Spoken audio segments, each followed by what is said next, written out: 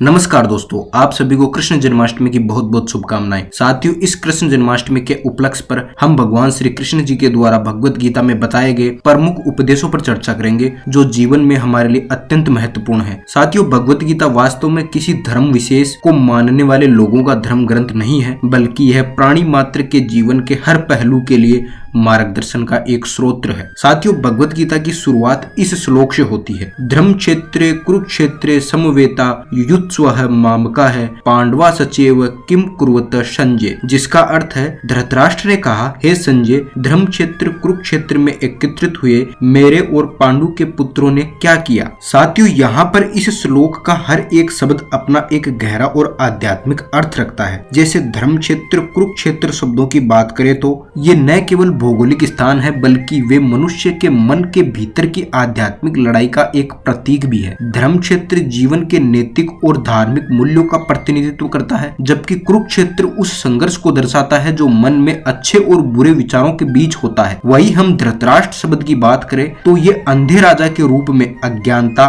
और सांसारिक इच्छाओं का प्रतीक है। उनका अंधापन न केवल भौतिक है, बल्कि नैतिक और आध्यात्मिक दृष्टि से भी है, जो हमें यह समझने के लिए प्रेरित करता है कि जीवन में अज्ञानता के कारण ही हम सही और गलत का भेद नहीं कर पाते हैं। मामका और पांडवा है शब्दों में मामका है यानी धृतराष्ट्र के पुत्र सांसारिक आसक्तियों और बुरी प्रवृत्तियों का प्रतीक है, जबकि पांडवा नैतिकता, सत्य और धर्म के प्रतीक है। साथियों, यह श्लोक मन के भीतर सद्गुणों और दुर्गुणों के बीच चलने वाले संघर्ष की ओर इशारा करता है। और अंत में किम कुर्वत शब्द का अर्थ है, यहाँ धृतराष्ट्र प्रश्न कर रहे हैं कि क्या कर रहे हैं। इस बात का प्रतीक यह है कि अज्ञानी व्यक्ति हमेशा अपने आंतरिक संघर्ष को लेकर भ्रमित रहता है और समझ नहीं पाता है कि उसे क्या करना चाहिए और क्या नहीं करना चाहिए। साथियों, भगवत गीता का यह श्लोक हमें अपने भीतर के युद्ध को पहचानने और उसे जीतने के लिए प्रेरित करता है, जहां हमें धर्म यानी सत्य और नैतिकता का पालन करना चाहिए और अधर्म यानी अज्ञानता और बुराई से लड़ना चाहिए। साथियों, इस प्रकार भगवत गीता का हर एक श्लोक एक गहरा आध्यात्मिक रहस्य रखता है। साथियों, जब अर्जुन युद्ध के परिणामों का विचार करके अपने कर्तव्य पथ से विमुख होने की बात करता है, वह भगवान श्री कृष्ण से कहता है कि वह युद्ध नहीं करेगा और संन्यास ले लेगा। तब भगवान श्री कृष्ण अर्जुन को कर्मों के महत्व को समझाते हुए कहते हैं कि कर्मण्येवाधिकारस्ते मां फलेषु कदाचन मां कर्म फल हेतुर्भुर्मा ते संगो असत्व कर्मणि, जिसका अर्थ है तुम्हें अपना कर्म यानी कर्तव्य करने का अधिकार है, किंतु कर्म के फलों के तुम अधिकारी नहीं हो। तुम न तो कभी अपने आप को कर्मों के फलों का कारण मानो, न ही कर्म ना करने में कभी आसक्त हो। साथियों, यहाँ पर भगवान श्री कृष्ण बताते हैं कि यदि कर्म फल में हमारी तृष्णा होगी तो हम कर्म फल प्राप्ति का कारण बन जाएंगे, क्योंकि जब मनुष्य कर्म फल की कामना से प्रेरित होकर कर्म में प्रवृत्त होता है, तब वह कर्म फल रूप पुनर्जन्म का हेतु बन ही जाता है। साथियों, फिर यहाँ पर यह प्रश्न उठता है कि यदि फल की इच्छा ना करे तो कर्म ही क्यों करे। तो इसके लिए भी भगवान बताते हैं कि कर्म न करने में भी तेरी आसक्ति प्रति नहीं होनी चाहिए। यदि कर्म फल से प्रेरित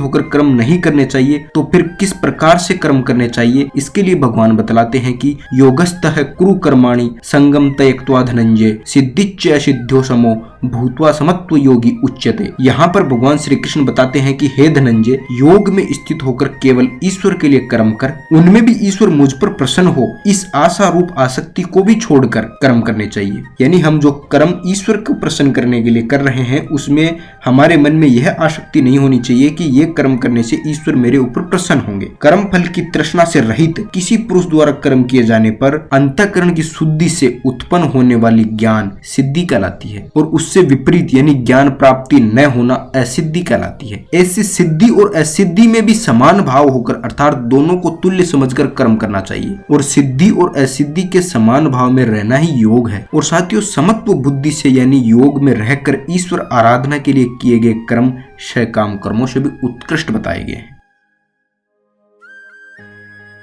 साथियों, जब अर्जुन यह सोचकर कि युद्ध में पांडवों की विजय होती है तो उसके सारे कौरव भाई व उनके सगे संबंधी पांडवों के द्वारा मारे जाएंगे और वह यह सोचकर अत्यंत दुखी होता है, तब भगवान श्री कृष्ण अर्जुन को आत्मा की अमरता का ज्ञान देते हैं। ये एनम वेत्ति हंतारम यस चैनम मन्यते हतम उभो तो न विजानीतो नायम हंति न हन्यते, अर्थात जो इस जीवात्मा को मारने वाला समझता है तथा जो इसे मरा हुआ समझता है वे दोनों ही अज्ञानी हैं, क्योंकि आत्मा न तो मरता है और न मारा जाता है। यहाँ अभिप्राय यह यह है कि जो शरीर के मरने से आत्मा को मैं मारने वाला हूँ या मैं मारा गया हूँ ऐसा समझते हैं, वे दोनों ही आत्मा के वास्तविक स्वरूप से अनभिज्ञ यानी अनजान रहते हैं, क्योंकि आत्मा विकार रहित होने के कारण न तो किसी को मारता है और न ही मारा जाता है। आत्मा निर्विकार कैसे है, इस पर अगले श्लोक में भगवान बतलाते हैं कि न जायते मरियते वा कदाचिन नायम भूत्वा भविता वा न भूयः अजो नित्य शाश्वतोयम पुराणो न हन्यते हन्यमाने शरीरे। अर्थात आत्मा के लिए किसी भी काल में न तो जन्म है न मृत्यु है, वह न तो कभी जन्मा है न जन्म लेता है और न जन्म लेगा, वह अजन्मा नित्य शाश्वत तथा पुरातन है। शरीर के मारे जाने पर वह मारा नहीं जाता है। इस श्लोक में भगवान श्री कृष्ण आत्मा की अमरता के बारे में बताते हैं।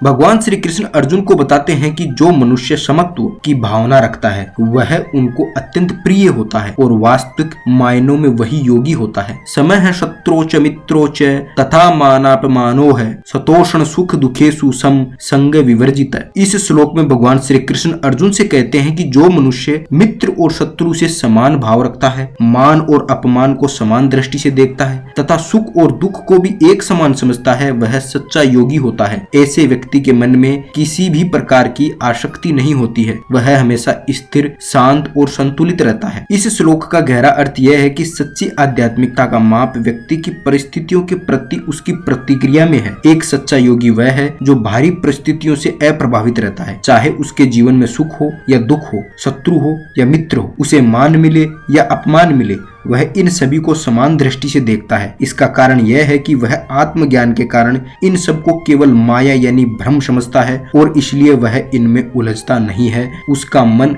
हमेशा भगवान में स्थिर रहता है और इस स्थिरता के कारण वह सभी भौतिक स्थितियों से परे रहता है। साथियों, यह अवस्था प्राप्त करना आसान नहीं है, किंतु यही सच्ची भक्ति और योग का लक्षण है। भगवान श्री कृष्ण इस श्लोक में अर्जुन को यह सिखा रहे हैं कि जो व्यक्ति इस प्रकार का संतुलन और शांति प्राप्त कर लेता है वही सच्चे अर्थों में भगवान का प्रिय होता है।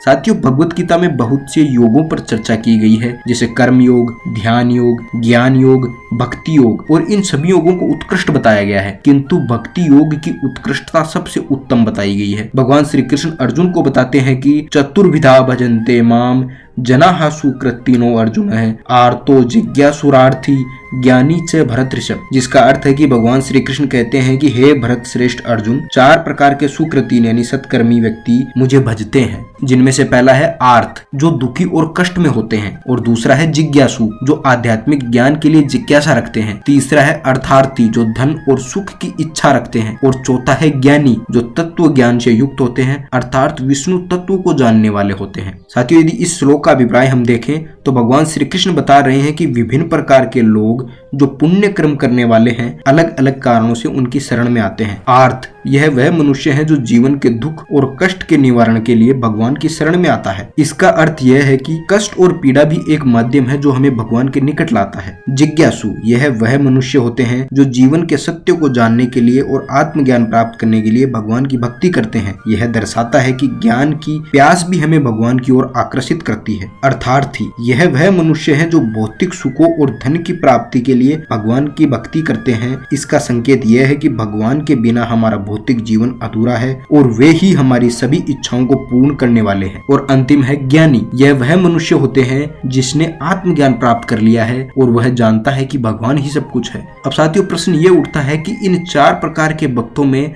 सबसे श्रेष्ठ कौन है। इसके लिए भगवान श्री कृष्ण बताते हैं कि तेसाम ज्ञानी नित्य युक्त एक भक्तिर विशिष्यते प्रियो ही ज्ञानी नो अत्यर्थम स च मम प्रिय है। अर्थात उन चतुर्विध भक्तों आर्थ, अर्थार्थी, जिज्ञासु और ज्ञानी में से जो ज्ञानी यानी जो विष्णु तत्व को जानता है वह नित्य मुझ में यानी भगवान में एक ही भाव से लगा रहता है। वह ज्ञानी अत्यंत उत्तम है क्योंकि वह अत्यंत प्रिय है और मैं भी उस ज्ञानी को अत्यंत प्रिय हूँ। यहाँ नित्य युक्त का अर्थ है ऐसा मनुष्य जो निरंतर अपने ध्यान, प्रेम और भक्ति के माध्यम से भगवान से जुड़ा रहता है। एक भक्ति का तात्पर्य है कि उसके मन में भगवान के प्रति अटूट और अखंड भक्ति होती है जिससे वह अन्य किसी भी सांसारिक वस्तु या इच्छा की ओर आकर्षित नहीं होता है। भगवान श्री कृष्ण कहते हैं कि ज्ञानी मेरे लिए अत्यंत प्रिय है और मैं भी उसे अत्यंत प्रिय हूँ। इस पारस्परिक प्रेम का अर्थ यह है कि ज्ञानी को इस संसार की कोई भी वस्तु या संबंध प्रिय नहीं होता है, उसे केवल भगवान ही प्रिय होते हैं। यह श्लोक इस बात पर बल देता है कि वास्तविक ज्ञान प्राप्त करने के बाद भक्ति का मार्ग सर्वोत्तम हो जाता है, क्योंकि यह मनुष्य को मोक्ष की ओर ले जाता है। ज्ञानी के लिए भगवान ही सब कुछ है, इसीलिए वह भगवान के अनन्य प्रेम का अधिकारी बनता है। साथियों, इसके साथ ही